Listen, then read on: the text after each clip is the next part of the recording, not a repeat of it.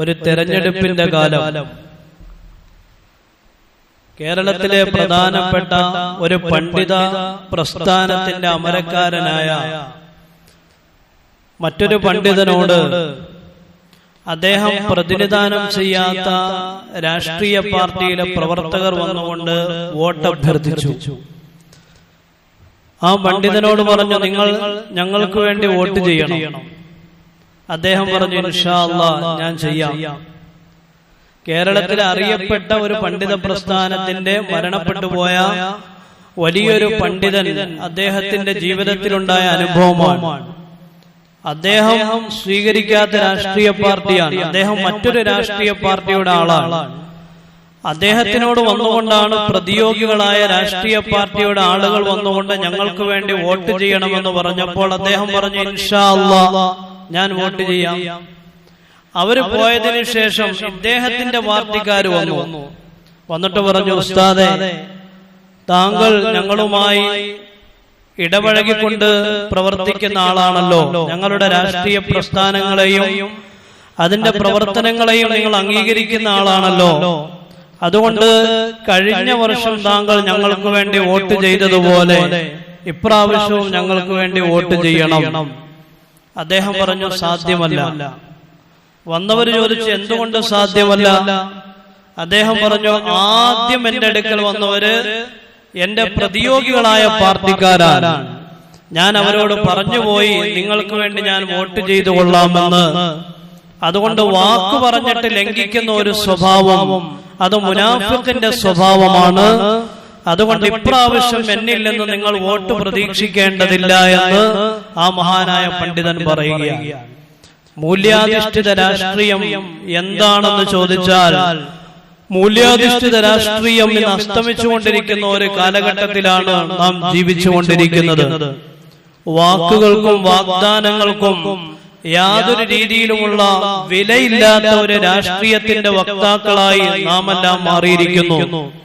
നിങ്ങൾക്ക് വോട്ട് ചെയ്യാം, അല്ലെങ്കിൽ നിങ്ങൾക്ക് ഇന്ന ഇന്ന കാര്യങ്ങളൊക്കെ ഞങ്ങൾ ചെയ്തു തരാമെന്ന് പറയുന്നവരും അല്ലെങ്കിൽ വാഗ്ദാനം നൽകുന്നവരും ആ വാഗ്ദാനങ്ങൾ മറക്കുന്ന ഒരു കാലഘട്ടത്തിൽ ജീവിക്കുമ്പോൾ ഏറ്റവും വലിയ രാഷ്ട്രീയപരമായ ഗുണമെന്ന് പറയുന്നത്, ഒരു വിശ്വാസിക്കുണ്ടാവേണ്ട മൂല്യമെന്ന് പറയുന്നത് പറഞ്ഞ വാക്ക് പാലിക്കുക എന്നുള്ളതാണ്.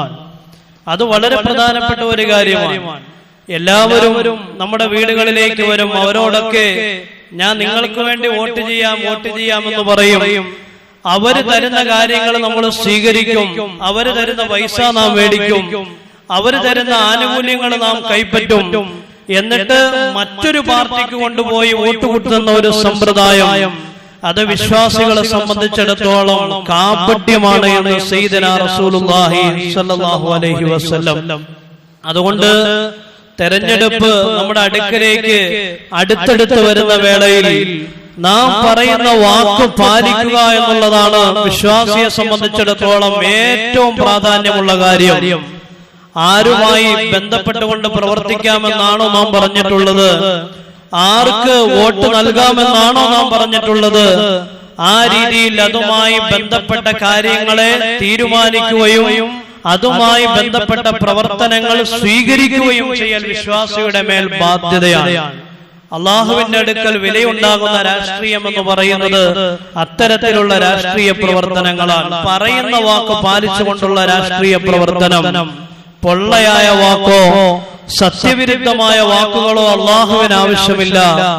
ആത്മാർത്ഥമായ വ്യാജമായ ആത്മാർത്ഥതയില്ലാത്ത വ്യാജമായ പ്രവർത്തനങ്ങൾ അള്ളാഹുവിന് ആവശ്യമില്ല.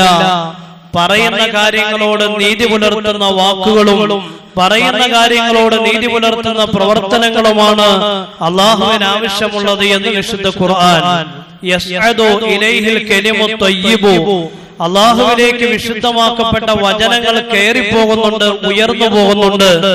അപ്പൊ അള്ളാഹുവിലേക്ക് ഉയരാൻ പറ്റിയ രീതിയിലുള്ള വർത്തമാനങ്ങളാണോ രാഷ്ട്രീയവും തെരഞ്ഞെടുപ്പുമായി ബന്ധപ്പെട്ടുകൊണ്ട് നാം നടത്തുന്നത് എന്ന് വളരെ ഗൗരവത്തിൽ ഈ സമയത്ത് നാം ആലോചിക്കണം.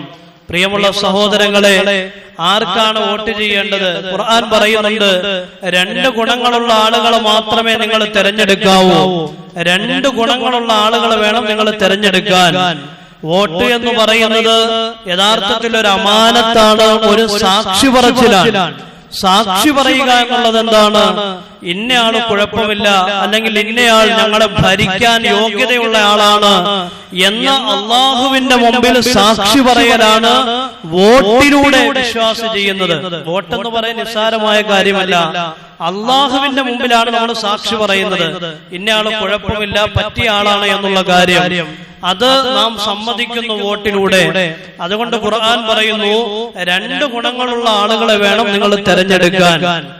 ആരാണ് രണ്ട് ഗുണമുള്ള ആളുകൾ? എന്താണ് രണ്ട് ഗുണം?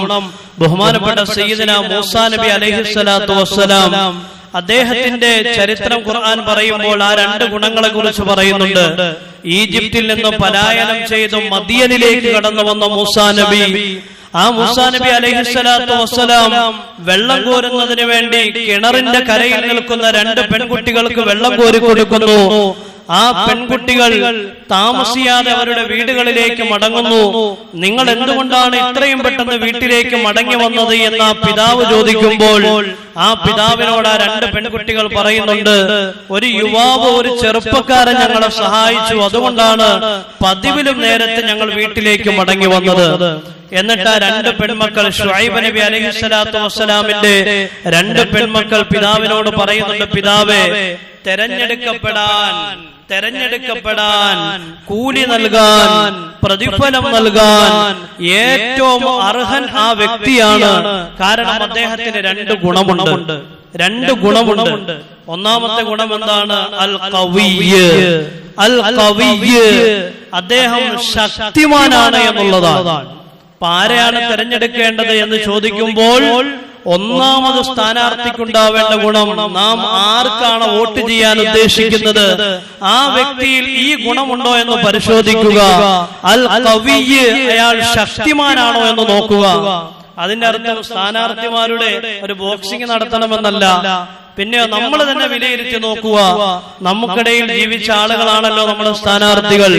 അവര് മാനസികമായും ശാരീരികമായും ശക്തിയുള്ള ആളുകളാണോ എന്ന് പരിശോധിക്കുക. നമ്മുടെ നേതാവ് ശക്തിമാനല്ലെങ്കിൽ പിന്നെ സമൂഹത്തിൽ എന്താണ് സംഭവിക്കുക? പഴയ ഒരു രാജാവ് കാട്ടിൽ വേട്ടയ്ക്ക് പോയതുപോലെ ഇരിക്കും. അദ്ദേഹം കാട്ടിൽ വേട്ടയ്ക്ക് പോയി കാടിന്റെ മധ്യത്തിലെത്തിയപ്പോൾ വല്ലാത്തൊരു അലർച്ച കേട്ടു, ഒരു ഗർജനം കേട്ടു. സിംഹത്തിന്റെ ഗർജനമാണ്. രാജാവിന് വല്ലാത്ത ഭയമായി. രാജാവ് ഉടനെ തന്നെ പട്ടാളക്കാരോട് വിളിച്ചു പറഞ്ഞു, നിങ്ങളിൽ പേടിയുള്ളവർ ഉണ്ടെങ്കിൽ എന്റെ ചുറ്റും നിന്നുകൊള്ളുക. രാജാവ് പറഞ്ഞതാണ്, നിങ്ങളിൽ പേടിയുള്ളവരുണ്ടെങ്കിൽ എന്റെ ചുറ്റും നിന്നുകൊള്ളുക. യഥാർത്ഥത്തിൽ രാജാവിന് പേടിയാണ്. ആ ജാള്യത മറച്ചു വെക്കുന്നതിന് വേണ്ടി അദ്ദേഹം പട്ടാളക്കാർ, സേനാധിപതികൾ, സൈന്യം ഭയമുള്ളവരാണ് എന്ന് വരുത്തി തീർക്കുകയാണ്. നാം തെരഞ്ഞെടുക്കുന്ന നമ്മുടെ നേതാവ് ശക്തിമാനല്ലെങ്കിൽ, മാനസികമായും ശാരീരികമായും ആരോഗ്യമുള്ളവനല്ലെങ്കിൽ അവനായിരിക്കും ആദ്യം ഓടി ഒളിക്കുക. പൗരത്വ ഭേദഗതി നിയമങ്ങൾ രാജ്യത്തെ ഉറ്റുനോക്കിക്കൊണ്ടിരിക്കുന്ന ഒരു വേളയിലാണ് നാം കടന്നു പോകുന്നത്. ഈ സമൂഹത്തെ കാർന്നു തിന്നുന്ന, രാജ്യത്തെ ഇല്ലായ്മ ചെയ്യുന്ന ഏത് പ്രശ്നം വന്നാലും ആ പ്രശ്നത്തെ പിന്നിൽ നിന്നല്ല മുന്നിൽ നിന്ന് നേരിടാൻ പര്യാപ്തനായ ഒരു നേതാവ് നമുക്കില്ലെങ്കിൽ ആ നാട് നശിക്കും, ആ സമൂഹം നശിക്കും. അതുകൊണ്ടാണ് വിശുദ്ധ ഖുർആൻ സ്ഥാനാർത്ഥിക്കുണ്ടാവേണ്ട ഒന്നാമത്തെ ഗുണമായി പറഞ്ഞത് അൽ ഖവിയ്യു, ശക്തിമാനായിരിക്കണം എന്നുള്ളത്. രണ്ടാമത്തെ ഗുണം മഹാനായ ശുഐബ് നബി അലൈഹിസ്സലാത്തു വസ്സലാമിന്റെ പെൺമക്കൾ പറയുകയാണ്, അദ്ദേഹം രണ്ടാമതായി അൽ അമീൻ, അദ്ദേഹം വിശ്വസ്തനാണ്, വിശ്വസ്തതയാണ് തെരഞ്ഞെടുക്കപ്പെടുന്ന വ്യക്തിക്കുണ്ടാവേണ്ട രണ്ടാമത്തെ ഗുണം. കുടുംബത്തിൽ വിശ്വസ്തനല്ലാത്ത വ്യക്തി, സമൂഹത്തിൽ വിശ്വസ്തനല്ലാത്ത വ്യക്തി, അവന്റെ കൈകളിലേക്ക് പൊതുഖജനാവിന്റെ താക്കോൽ ഏൽപ്പിക്കപ്പെട്ടാൽ അവൻ അടിച്ചു മാറ്റും. യാതൊരു മടിയുമില്ലാതെ സമൂഹത്തിന്റെ സ്വത്തിൽ കൈയിട്ട് വാരും. അവൻ വിശ്വസ്തനാണെങ്കിൽ പൂർണ്ണമായും അള്ളാഹുവിനെ ഭയപ്പെടുന്ന രീതിയിൽ മാത്രമേ പൊതുഖജനാവ്, രാജ്യത്തിന്റെ പൊതുസ്വത്ത് അവൻ ഉപയോഗിക്കുകയുള്ളൂ. അതുകൊണ്ട് വിശുദ്ധ ഖുർആൻ രണ്ടാമത് മുന്നോട്ട് വെക്കുന്ന ഗുണമെന്ന് പറയുന്നത് അൽ അമീൻ, നിങ്ങൾ തെരഞ്ഞെടുക്കാൻ ഉദ്ദേശിക്കുന്ന വ്യക്തി വിശ്വസ്തനായിരിക്കണം എന്നുള്ളതാണ്. മഹാനായ ഉമർ ബിൻ അബ്ദുൽ അസീസ് റളിയല്ലാഹു തആല വെറും 2.5 വർഷക്കാലത്തെ ഭരണം കൊണ്ട് ഏറ്റവും സുന്ദരമായ ഒരു ഭരണം രൂപപ്പെടുത്തിയെടുത്ത മഹത്തായ ഒരു രാഷ്ട്രം സൃഷ്ടിച്ചെടുത്ത വലിയ ഭരണാധികാരിയാണ് ബഹുമാനപ്പെട്ട ഉമർ ബിൻ അബ്ദുൽ അസീസ് റളിയല്ലാഹു അൻഹു. അദ്ദേഹത്തിന്റെ കാലഘട്ടത്തിലെ ഒരു ചരിത്രം നമുക്ക് ഇപ്രകാരം വായിക്കാം. അദ്ദേഹം പൊതുജനങ്ങൾക്ക് പൊതുമുതലിൽപ്പെട്ട ഒരു ആപ്പിൾ വിതരണം ചെയ്തുകൊണ്ടിരിക്കുകയാണ്. ഓരോരുത്തരും വരുന്നുണ്ട്, അവർ ഈ ഭരണാധികാരിയിൽ നിന്ന് ആപ്പിൾ വാങ്ങിക്കുന്നുണ്ട്. ആ ആപ്പിൾ പൊതുമുതലിൽപ്പെട്ട ആപ്പിളാണ്. ആ സമയത്താണ് ബഹുമാനപ്പെട്ട ഉമർ ബിൻ അബ്ദുൽ അസീസ് റളിയല്ലാഹു തആല അൻഹുവിന്റെ കൊച്ചുമോൻ, കുഞ്ഞുമോൻ, അവൻ ഓടി വന്നിട്ട് ഈ പാത്രത്തിൽ നിന്ന് ഒരു ആപ്പിൾ എടുത്തുകൊണ്ട് കടന്നു കളഞ്ഞു. വല്ലാത്ത വിശപ്പ് സഹിച്ച് ജീവിച്ചവരാണ് ഉമർ ബിൻ അബ്ദുൽ അസീസ് റളിയല്ലാഹു തആല അൻഹുവിന്റെ കുടുംബം. വലിയ ഭരണാധികാരിയായിരുന്നിട്ടും തുച്ഛമായ പൈസയിലാണ് അവർ ജീവിച്ചത്. നല്ല വസ്ത്രമില്ല ഖലീഫയ്ക്ക്, നല്ല ആഹാരമില്ല പ്രിയപ്പെട്ട മക്കൾക്ക്, ഭാര്യയ്ക്ക് വീടിന്റെ ഉള്ളിൽ മതിയായ സംവിധാനങ്ങളോ വീടിന്റെ ഉള്ളിൽ മതിയായ സൗകര്യങ്ങളോ ഇല്ല. വിശപ്പിന്റെ കാഠിന്യത്താൽ തന്റെ പ്രിയപ്പെട്ട മോൻ ആ പൊതുമുതലിൽപ്പെട്ട ഒരു ആപ്പിൾ എടുത്തുകൊണ്ട് ഓടുമ്പോൾ ബഹുമാനപ്പെട്ട ഉമർ ബിൻ അബ്ദുൽ അസീസ് റളിയല്ലാഹു തആല പുറകെ പോവുകയാണ്. അദ്ദേഹം ഓടുകയാണ്. പ്രിയപ്പെട്ട അദ്ദേഹത്തിന്റെ ഭാര്യ ചോദിച്ചു, നിങ്ങൾ എന്തിനാണ് ഓടുന്നത്? അവനൊരു ആപ്പിളല്ലേ എടുത്തുള്ളൂ. ബഹുമാനപ്പെട്ട ഉമർ ബിൻ അബ്ദുൽ അസീസ് റളിയല്ലാഹു തആല അദ്ദേഹം പറയുകയാണ്, ഞാൻ ഓടാനുള്ള കാരണം എന്താണെന്നറിയോ? എന്റെ പ്രിയപ്പെട്ട മകൻ ദിവസങ്ങളായി പട്ടിണിയിലാണെന്ന് എനിക്കറിയാം. അവൻ ഒരു ആപ്പിളെ എടുത്തുള്ളൂ എന്നുള്ളത് നിസ്സാരമായ കാര്യമാണ്. പക്ഷേ ഈ ഒരു ആപ്പിള് എന്ന് പറയുന്നത് പൊതുമുതലിൽപ്പെട്ട സ്വത്താണ്. അത് ഖലീഫയുടെ മകന് അന്യായമായിട്ട് എടുക്കാനുള്ള അധികാരമില്ല. ഞാൻ ആ ആപ്പിൾ അവന്റെ കയ്യിൽ നിന്ന് പിടിച്ചു മറിച്ച് തിരിച്ചു മേടിക്കുമ്പോൾ എന്റെ ഹൃദയമാണ് തകരുന്നത്, എനിക്കറിയാം. പക്ഷേ എന്റെ മകനാണെങ്കിലും ഒരു ആപ്പിൾ പോലും കൊടുക്കാനുള്ള അവകാശം എനിക്കില്ല. കാരണം ഇത് പൊതുമുതലാണ്. ഇത് പൊതുമുതലാണ്. പ്രിയമുള്ള സഹോദരങ്ങളെ, ഇതാണ് മുൻഗാമികളുടെ ജീവിതം. നമ്മുടെ അവസ്ഥ ഇന്നാണോ? റോഡ് പണിയാൻ, പാലം പണിയാൻ പൈസ കൊടുത്താൽ ആ പൈസ കൊണ്ട് വീടിന് പെയിന്റ് അടിക്കുന്ന ഭരണാധികാരികൾ, അല്ല വീടിന്റെ മതിൽ കെട്ടുന്ന ഭരണാധികാരികൾ. വല്ലാഹി സുമ്മ വല്ലാഹി, ഈ ഒരു ഗുണങ്ങളില്ലാത്തവരെയാണ് നിങ്ങൾ നിങ്ങളുടെ നേതാക്കന്മാരായി തിരഞ്ഞെടുക്കുന്നതെങ്കിൽ പോലും അള്ളാഹുവിന്റെ മുമ്പിൽ കോടതിയുടെ സമാധാനം പറയേണ്ടി വരും. തീർച്ചയായും സമാധാനം പറയേണ്ടി വരും. ഒരു പൈസ പൊതുമുതലിൽപ്പെട്ട ഒരു പൈസ സ്വന്തം പോക്കറ്റിലേക്ക് ഇടുന്നവൻ നാളെ പരലോകത്ത് വരും. അവനും വരും, അവനെ തെരഞ്ഞെടുത്ത സമൂഹവും വരും. അള്ളാഹു ചോദിക്കും, എന്തുകൊണ്ടാണ് നീ സ്ഥാനാർത്ഥിയായത് എന്ന് അവനോട് ചോദിക്കുമ്പോൾ, നീ നേതാവായത് എന്ന് അവനോട് ചോദിക്കുമ്പോൾ അവൻ പറയും, അള്ളാഹുവേ എന്റെ കുറ്റമല്ല, എന്റെ നാട്ടുകാരനെ തെരഞ്ഞെടുത്തതാണ്. ആ കുറ്റം മുഴുവനും നാട്ടുകാരുടെ തലയിലേക്ക് ചാർത്തപ്പെടുന്ന ഒരു വേളയാണ് പരലോകം. അതുകൊണ്ട് പരലോകത്ത് നമ്മെ രക്ഷപ്പെടുത്താൻ ആരും ഉണ്ടാവൂല.